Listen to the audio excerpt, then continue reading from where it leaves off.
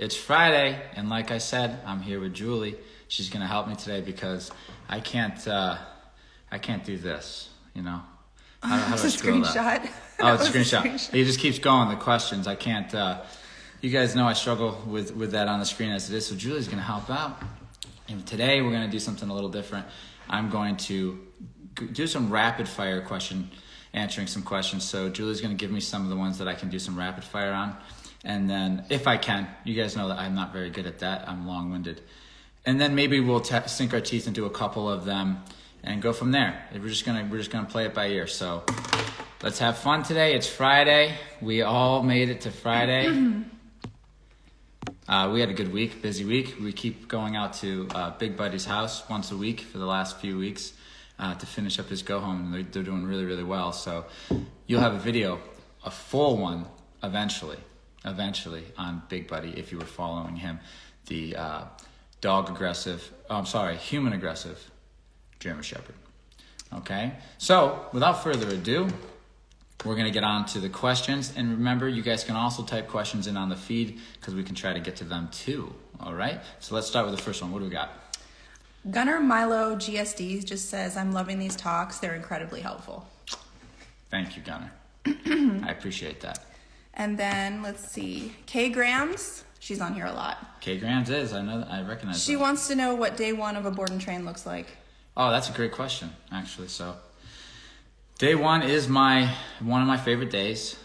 Day one and then go home day. But there's a couple other fun spots throughout that I really enjoy. But day one is awesome because I don't know the dog doesn't know me. I get to get this new dog in and get to know its personality, its temperament, hear about its background and all that all happens on day one for me because I'm not prepping for the dogs that come because my mind will just think too much about them. So I don't know anything about them usually until they show up, or the night before if they're really bad or something, or a week before if it's like an aggressive dog, so I can kind of get my mind ready. So day one, first thing we do is it's going to look slightly different depending on the dog, right? Some dogs will come in and they'll be like, hey, friend, and they'll get along with me right away. And then other dogs will come in and they'll be standoffish.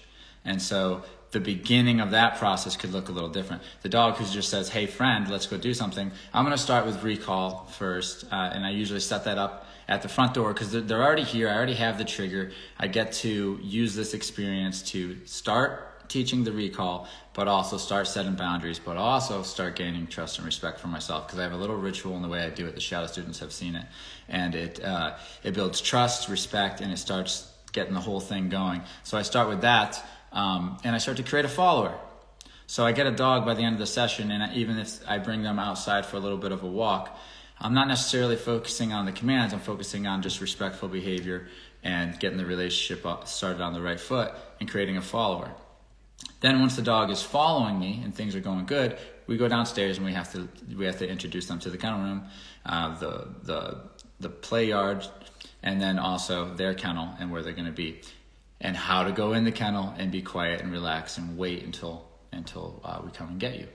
So that's day one. Other than that, they're going to get potty breaks and socials depending on the dog. If the dog has dog issues, they're not going to have a social until they're being worked on, but they'll have these potty breaks, and during these potty breaks, they're waiting at the threshold of the kennel.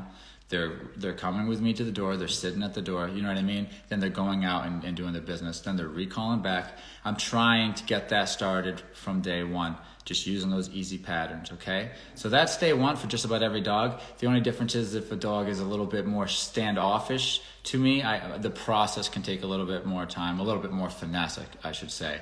But it essentially is the same. They start to learn the recall because that process will build trust and respect for myself. And I will create a follower, and then we'll do the same thing downstairs. That's day one. It's not super, we're not putting them through the ringer. We're just making sure that we start letting them know there's boundaries here. This is our relationship. You need to follow me, and here's where you're going to be staying. Okay? Amber wants to know, how can we prepare for the board and train with you guys? You know what would be really helpful? Because our wait list is so long. You know what would be really helpful? They've got like 5 months. The one thing that really makes a difference is if the dog is used to sleeping in the kennel and being in the kennel, period. If a dog has good kennel behavior, then that is wonderful for a trainer because that means they can put them in the kennel after a session and they don't have to worry about trying to continue to work with this dog who's not being good in the kennel while they're working with other dogs. So if we can all get our dogs to be able to sleep in the kennel and be in the kennel and be quiet and calm and all that good stuff, when they come here, it is a lot easier for them and it is a lot easier for us. So that is the one thing I would be working. I wouldn't worry about too much. Obviously, we would recommend not using the tools that we're using, like Ecollar and stuff. But if you want to teach your dog the basic commands, that's not going to hurt. The sits, sit, down, place, that kind of stuff. Even come if you want to play around with it, just with even with food. I don't care if you do that, right? That's only going to help because that's knowledge I can tap into later. But you do not have to do that. But the crate would be highly recommended for me to work on, okay? Because it makes everything so much more difficult for the dog and I for the first couple nights. That's what I say too. And I also say if you're free feeding your dog, stop doing that. Yeah, oh yeah, that's a good one too. Like, start taking control of the resources. Yeah. Speaking of food, Gunnar wants to know, how do you use food in training? If you do. I'm going to tackle that. And also back to the other question. Also, another thing you could do is just stop having them. Don't allow them to do the bad behaviors that you're complaining about while you're sending them. Like, so if they pull on the leash, just stop bringing them. Just stop letting them pattern those behaviors. And if they're barking, you got to put them in the kennel or something so they don't do these things. Because every time they do it, it ingrains it deeper, right? Okay, so moving on, the food one. How do you use food in training? When do you phase it out? Yeah, there's a lot of different ways to do it. I'll tell you how I do it. If I'm working with, if I want to shape the behaviors really quick and snappy, and the dog doesn't have any knowledge of them, and I have all the time in the world, I'm going to use food probably the way that everybody's used to, which is creating a hand lure and shaping up each command, like sit and down and recall. These are the three that I'd concern myself with, and then this is from a puppy, and then pretty much once the dog knows it, then you start fading it out. In fact, you can actually, if it's an adult dog, I used to have a system where I would train up on food because I had easy dogs come through that would eat food a lot. Now dogs don't, the more difficult dogs, they don't really play that game.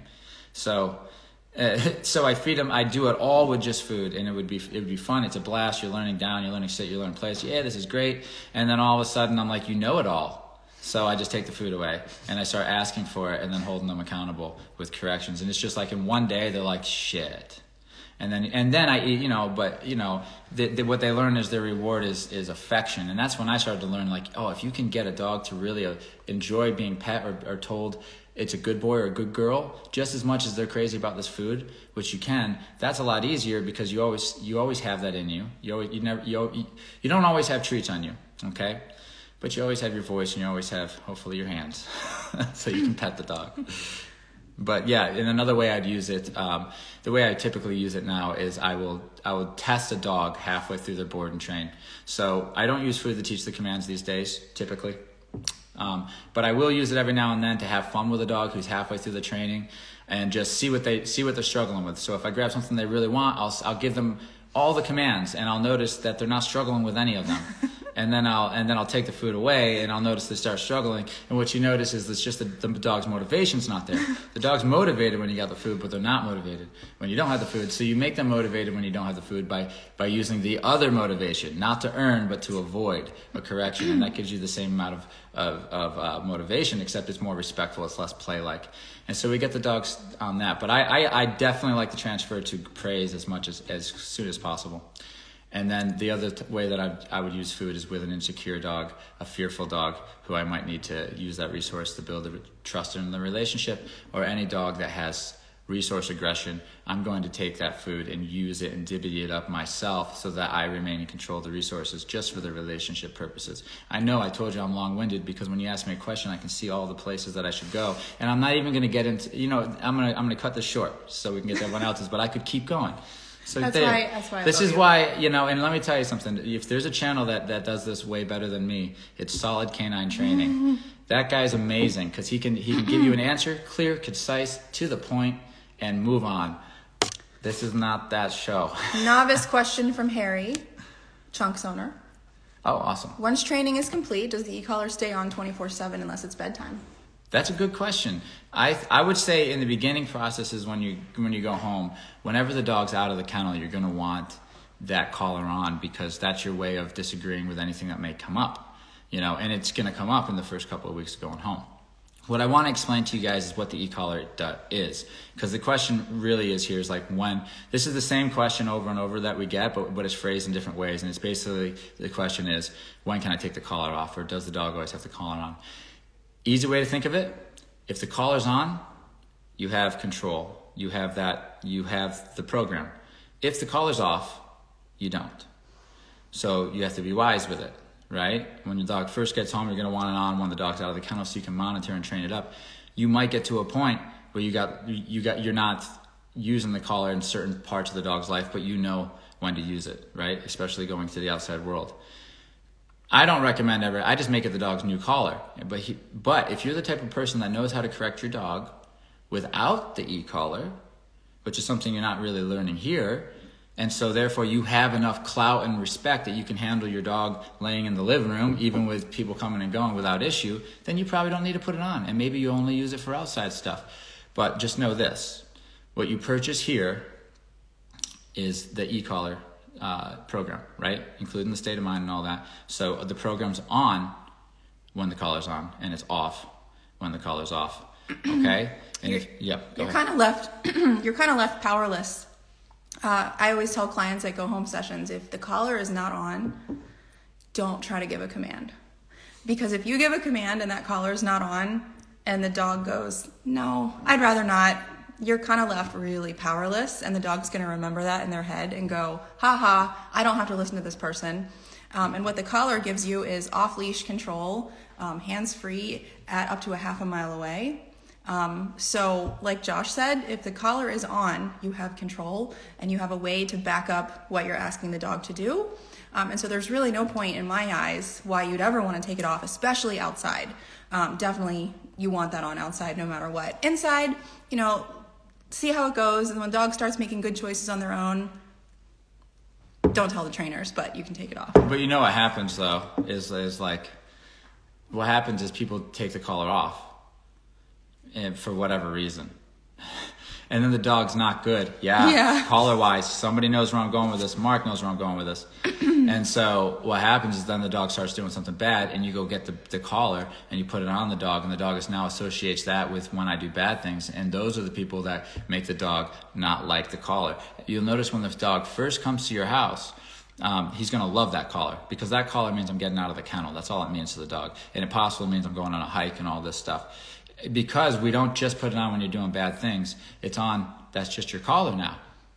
You have to have something on with your name tags. That's your collar now. Now, and I know people see our Instagram and people see our stories, and it's like, hey, Riggins doesn't have an e-collar on. You're on a hike and stuff. But that's because I will correct him with my hands if I have to. And he knows that. I will dog whisper that stuff on him. And so we have that relationship. That's not what I send home with the clients, though. This is an e-collar program. So very good question, by the way. You notice we have a lot of experience with this one. So let's...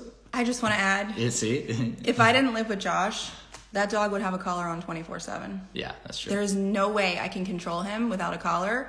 He is 100% the one that controls him without a collar. It's relationship. But Josh is like Caesar Milan, so I can't expect the average dog owner to be like that. He really is. Okay, let's keep going. Can you talk about separation anxiety? Yes, I can. In general? I can. That's Susie's Pet Services wanted to know about that. Thank you, Susie. This is a great topic, because this is one that a lot of people struggle with. And it's one that escaped me for a long time to wrap my head around, and how to really help a dog with separation anxiety. And I've read books with different suggestions, and I've tried them with programs that are lengthy. We're talking 6 months to a year to 3 years, and we're talking stuff, and most of the time it doesn't work. And so let me start by telling you where separation anxiety comes from. Okay, it comes from a dog while it's growing, from a puppy to an adolescent to an adult. This dog who ends up having separation anxiety lacked certain coping skills that it should have learned along the way, incrementally growing up, to the point that when it's an adult, it has enough coping skills and it has enough confidence in the world that it's okay with being alone for a few hours to a day. You know what I mean? That's pretty normal. They should be able to get through that. Now, let me tell you, a lot of it's created. A lot of it's created because the dog's always with us because we want them to be right here with us. Especially the small COVID dogs. puppies. Yeah, and small dogs get it a lot because they're being held, and they never get the experiences of how to cope with the stress of being alone when you're a puppy, which is when you should learn it. So then they don't learn it when they're a puppy because they're always right here. And then they don't learn it when they're an adolescent because they're always right here. And then when they're an adult, they're just a mess because they didn't learn those coping skills. Now, yes, genetics play a role. You can get a dog whose disposition is more towards insecurity, which means they're more prone to this, which only means you need to work harder on teaching them coping skills, not lean more into, well, because they have a problem, let's just lean into the problem. I know that feels good, but that does not help the dog, okay? So a lot of it comes to just lack of coping skills mixed with insecure nervy genetics, okay? That's what it is. So if you had a more confident dog, the chances are that that dog wouldn't create separation anxiety, but the same person who enabled and helped and reinforce that separation anxiety, and a dog is more confident, they would just create a pushy brat. They're just going to take the worst qualities of the dog and keep petting it, right, until it forms into the worst version of itself. And that might turn into a dog who has separation anxiety who's a wreck, or that might turn into a big, pushy, bratty dog who likes to nip. They can be created with the same person just depending on the dog, right? So you see what I'm saying? Whatever the dog was naturally going to become, because these people don't know how to snap a dog out of a cycle of anxiety and say, I need you to stay over there for a little while in the other room, even while I'm in the house. And the dog doesn't understand why, but the reason is why is because I need you to learn to deal with this now. I need you to learn to get over this because this is going to wreak havoc on you and my life. And it doesn't go away. It only gets worse. And you wait till they're like 6, 7, 8 years old. It's like pulling teeth to do rehab with a dog like that. Can you? Yeah, of course you can. But, it's not worth the wait. So separation anxiety is definitely created. It was going to be created one way or another if the dog's super insecure and attaches itself to a human or a dog. But we are smart beings. We don't need to be reinforcing that with petting it all the time, because that's what soothes the symptoms, but that's what reinforces the core issue. Talk about how you deal with off-leash dogs approaching you. Oh, you want the real answer or do you want the professional answer? Give the real answer. If they don't go away, you use your feet. That's what everybody does. I don't got bear spray, I'm not carrying that shit around. I would be the guy that tried to figure out how to shoot it while, it's too late. Plus, that's a mess, You're gonna do some damage to that dog's eyes anyway. I will stomp the ground and tell the dog to go, and if the dog keeps coming, that's why I wear steel-toe boots. I'm not looking to hurt the dog, but I'm looking to, if I do, move the dog with my foot with a firm tap, that they don't redirect and take my toes off. That's why the steel-toe boots there. So, but you know what? I've had it happen a handful of times. I've probably happened, 7, 8 times in my career or something, which is a lot, I would say. And they always leave. Dogs are more insecure than they even think. A lot of these dogs that live in living rooms and they're nice and cushy, they think they're big and bad. They ain't. They just never been put in their place. And as soon as it gets real, a lot of them just back away. They're a bunch of sissies. Okay. This one goes along with somebody sent in personal development, and then talk about cats, wants to know how you balance work, life, and training. Oh, yeah. I'm just getting a little bit better at that, actually. I'm not a pro at it, that's for sure. Neither of us really are, but we have gotten a lot better. It is, let me tell you where I struggle. Putting the work down. So I think a lot of people can relate with that. It's like, stop knowing when to stop working and transition to a different gear, domestic responsibilities and things like this, or transition to a different gear when I have to paint a portrait, or when I have to, but when I want to interact with Jesse and do something with him, and then switch right back to work mode when I go back down to the dogs. And that's really hard. It's easier just staying in one mode. So just wanting to work all the time, or not wanting to work. So getting yourself to be good at transitioning from one thing to another, that's my issue. Julie can probably speak on hers. It's probably a little different. Oh, I'm the one that just doesn't stop working. Yeah. Because it's easy to stay in that mode. Yeah. And so you really have to, it's all about time management, and say, okay, I'm going to work for 2 hours, and then I'm going to stop, and then I'm going to go do something else. Yeah, and rewarding yourself for doing it. That's what I find. So, But yeah, I had the same problem. We tend to have a personality where we start something and we just want to do that thing.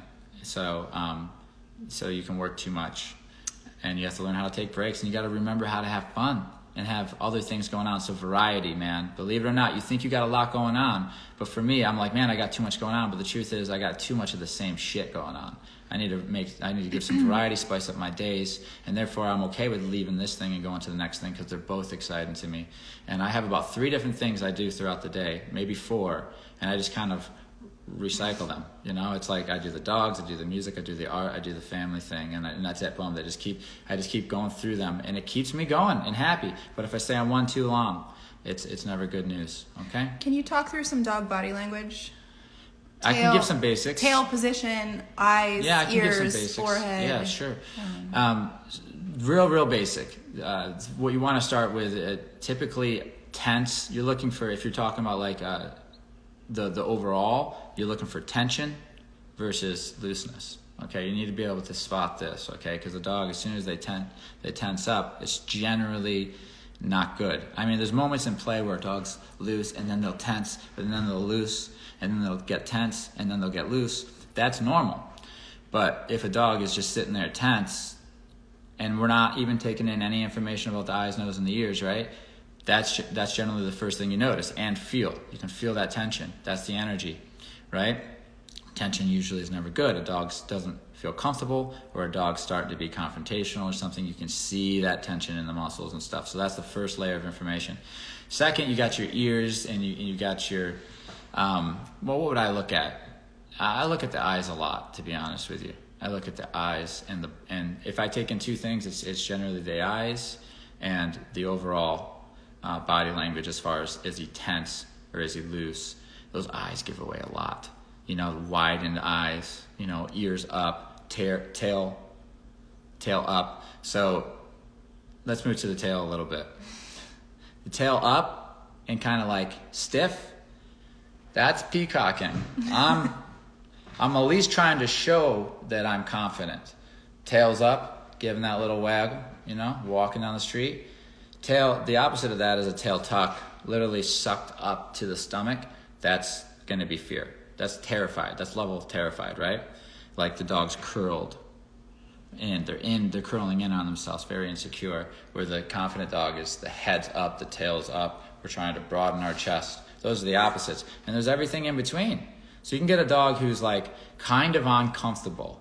I love this. This is my favorite. When a dog is kind of uncomfortable or unsure, just slightly, the tail can go down a little, but it's not tucked by any means. It's just down a little. And most people say, oh, he's terrified. I'm just like, honey, that's not terrified.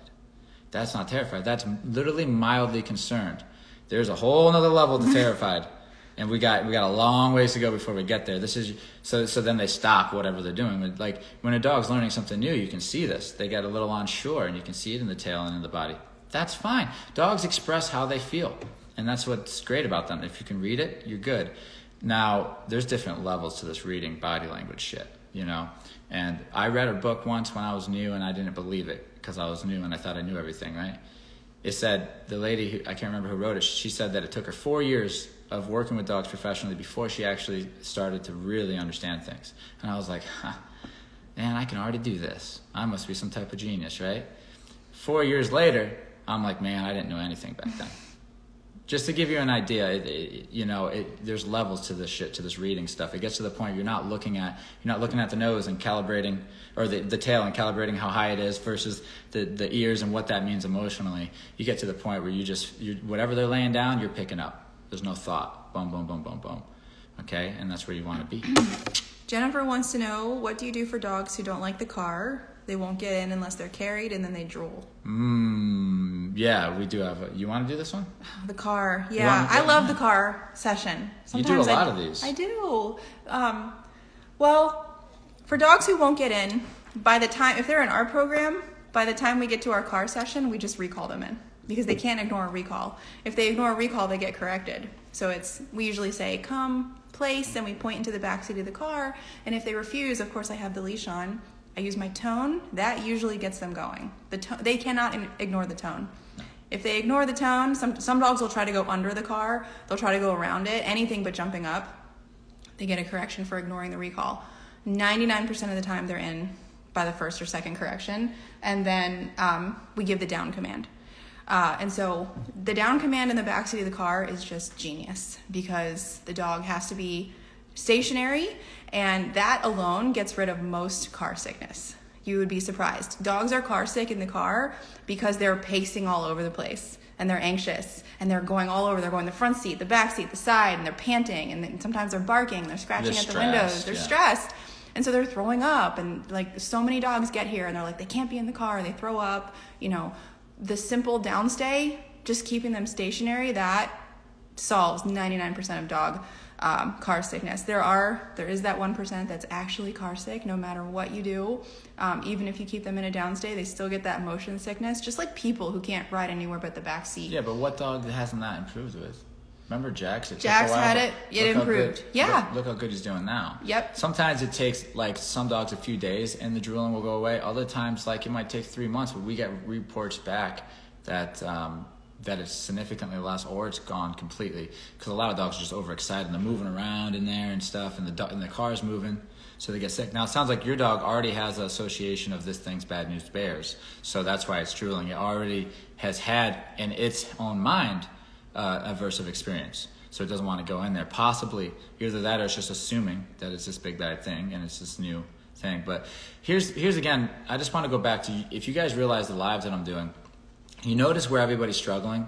It's like our dogs won't listen to us. It doesn't matter if the dog's afraid. It doesn't matter if the dog's happy. It doesn't matter if the dog's neutral. The problem is they're not doing what you say. And I keep bringing it up, but it's like, that's what's the problem.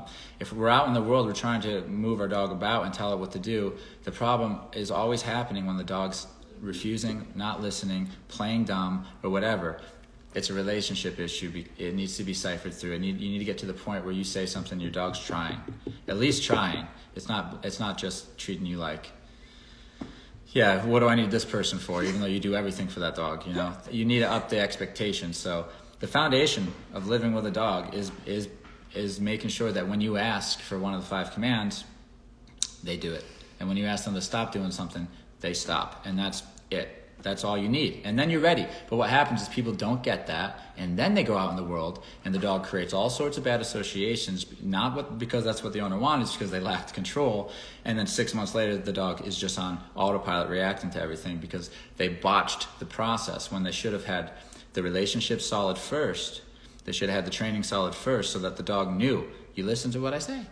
And you stop doing things when I say stop doing it. Now I'm going to introduce you to the world so I can monitor your behavior and show you how to behave so you get your associations proper. So this is a lot bigger of a problem than him or her not wanting to get in the car. There's something that I'm worried about, and I'm worried about it to the point that I still don't listen to my owner. That's the problem. I'm so worried I'm not listening. It's like, it doesn't matter how worried you are, you got to listen. And that's where the trust comes in. And that's where the trust comes in. And then the dog ends up getting in the car, laying in it down, and realizing after about 10 of these things that there's nothing bad that happens. And then because that's proven to the dog, if you start adding some positive stuffs in there, now the dog starts to get happy to go in the car. This is called counter conditioning. Take something the dog likes and add it to the event that it doesn't like. And you can actually start adding those brownie points to that event, and you can change the way the dog views it. And you can do it permanently. But yeah, you can't do that if you can't get your dog in the car. You can't get your dog to stay in it down. It doesn't listen. That's the point. I know it's afraid, but it doesn't listen. Okay? Razzle21 wants you to talk about touch sensitivity, which I'm assuming to mean brushing, that's handling the paws. Like every dog. Some dogs don't even like to be touched on their back end. No, some of them as soon as you go to pet them and they can't see your hand, boom. You know, so it's true. And then you can just literally get dogs who just don't like to be touched, anywhere, especially the paws, the rear end, the tail, that kind of stuff. Some dogs don't like to be touched in the ears, but basically, the way that I deal with that is doing some grooming with the dog is a great way. It really is. It's a great way if you can do it safely, because this is going to put them in a situation where you're addressing that. You're straight up addressing that. You're like, I need this paw, and I need you to hold still so I can comb it, or I need you to lay down so I can comb you. It's going to have you be asking the dog to be still And that is where you're going to find really quick how much control you have over this dog, where your relationship really is. When you start asking a dog to lay down or lay on its side so you can comb it out, you're going to find out real quick where you stand on that pole, right? So that's a great way to get a dog over this stuff, is to teach them, when we go into this mode, I'm going to be touching you everywhere. And I'm going to prove to you that nothing's going to hurt you, but you got to let me do it, right?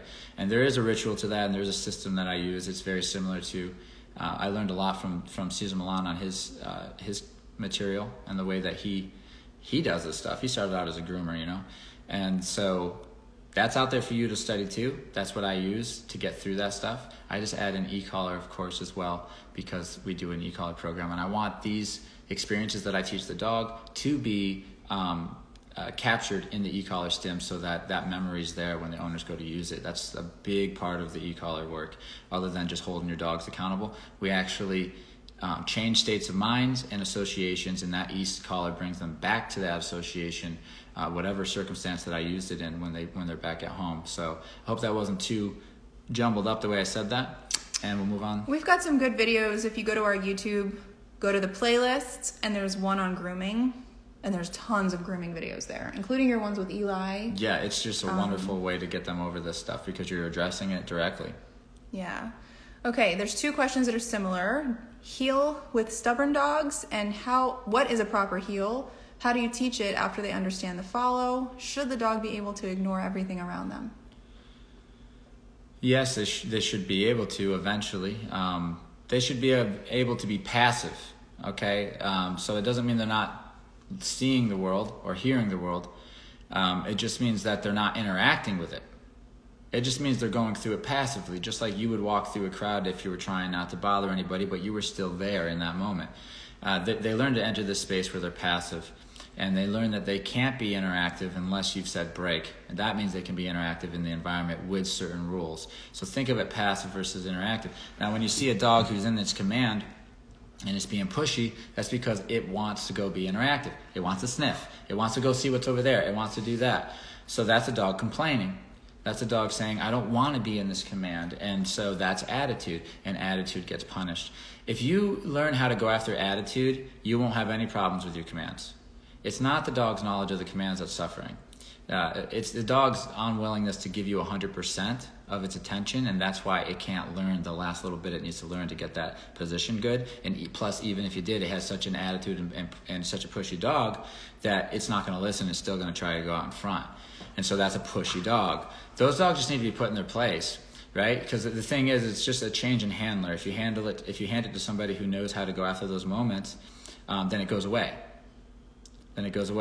And so, yes, to get a dog can absolutely walk and heel, and the proper position is so that the nose at push and heel, like the very edge of what's acceptable, is if the nose is parallel to your kneecap. So if this is my kneecap, this is the dog's nose. Once the dog comes out past the kneecap and here's the eye, he can see past me. We're no good. I try to keep the dog's nose right at the kneecap, right behind it, even a little further behind if I can. You know what I mean? It's a comfortable walk, and it tells the dog that to be passive. I don't want you out there scanning about stuff. I don't want you thinking about stuff. So state of mind training, again, we talk about state of mind training where you can actually correct your dog for not being in this calm, passive state of mind. That goes for heel too. Calm state of mind goes for heel too. It goes for place, it goes for down, it goes for sit, and it goes for heel. It doesn't always go for recall, although you can cap the intensity, because I want you to run to me if you're far away. But calmly, don't bowl into me. So that calmness is part of the training.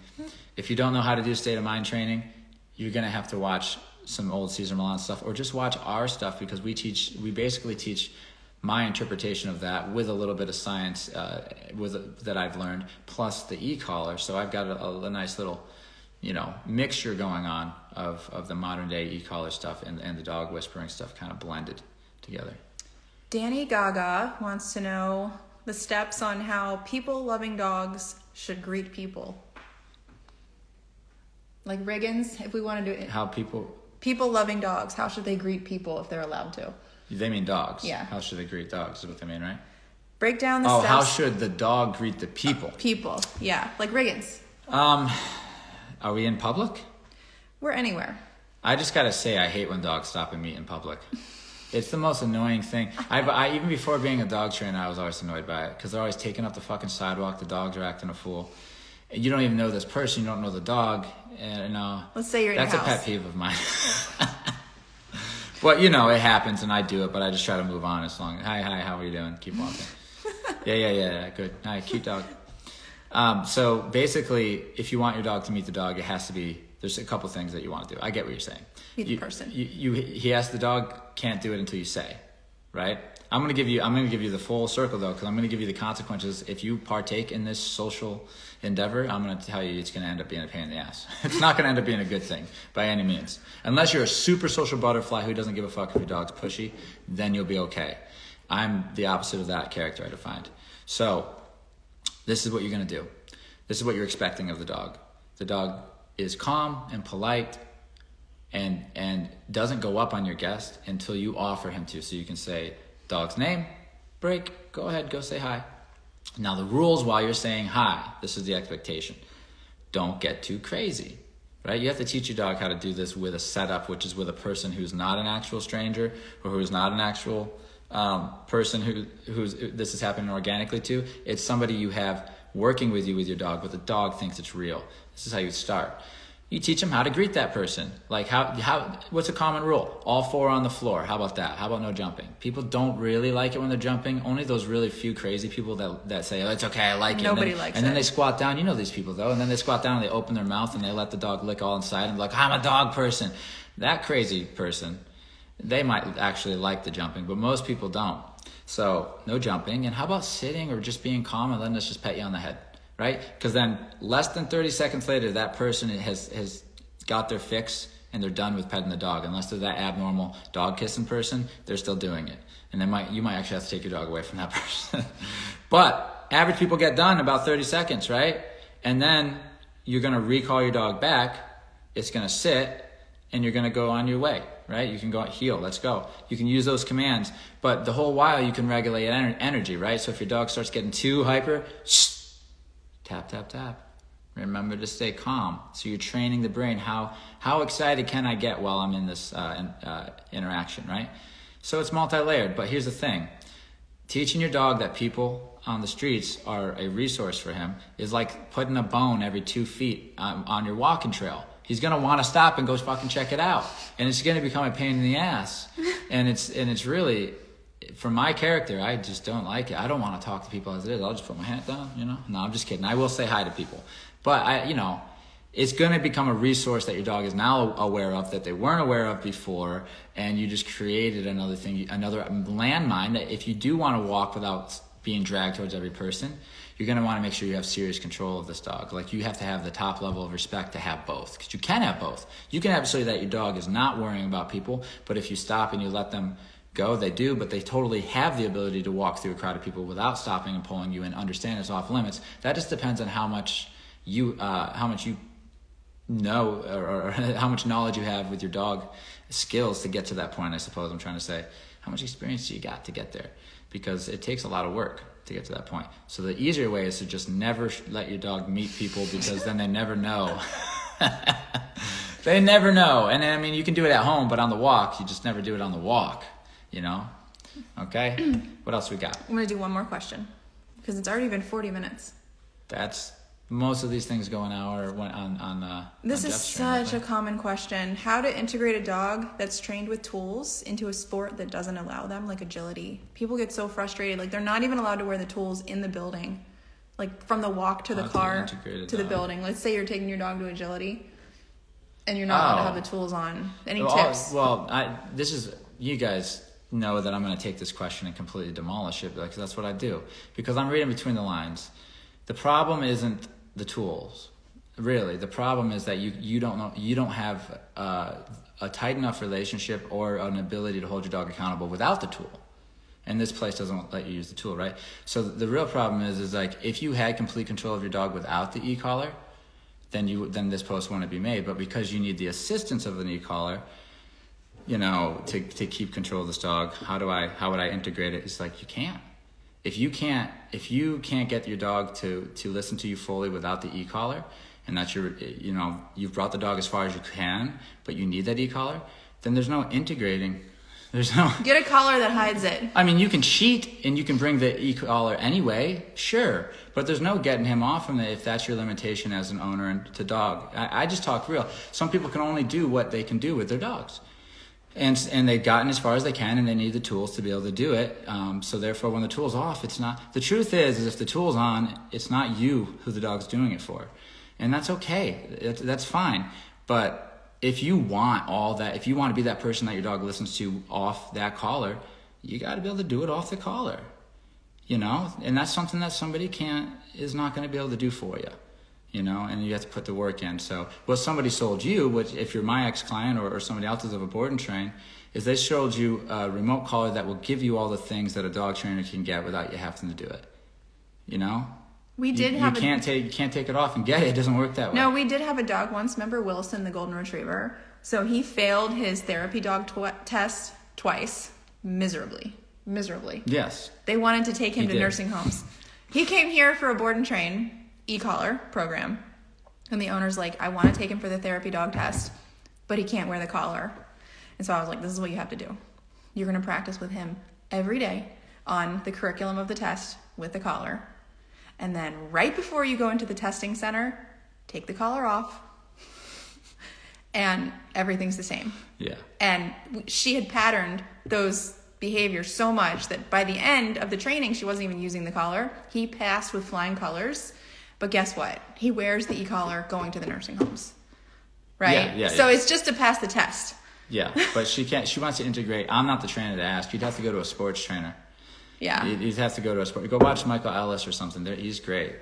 I'm trying to think of some other people like Duke Ferguson. Mm-hmm. They'll be able to get you to do it without the e-collar. But what I sell to people is I sell a way to have people be able to hold their dogs accountable for bad behaviors and known commands. Right? We basically give people a way to be able to raise their kids and teach them how to use discipline and be able to do it and all that stuff. So what we're not teaching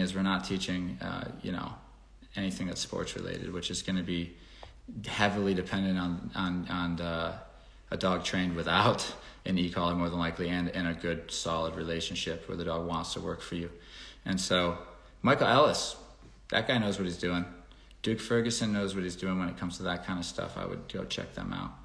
Any other questions? This end was something I mean, quick. we could keep going forever on questions, but I have to pee. Oh. So we're done. Okay. Thank you, everybody, for joining in. I appreciate your time this morning. You did a special thing. We'll get back to our regular conversations come Monday. Did we get everything on here? Yeah. Okay. Yeah. Thank you very much, guys. Happy Friday. Enjoy your weekend. Remember, every day you want to get a little bit better with your dogs if you got the time. If you don't got the time to do it every day, at least every week to every month, maybe we're seeing some improvements with our dogs, okay?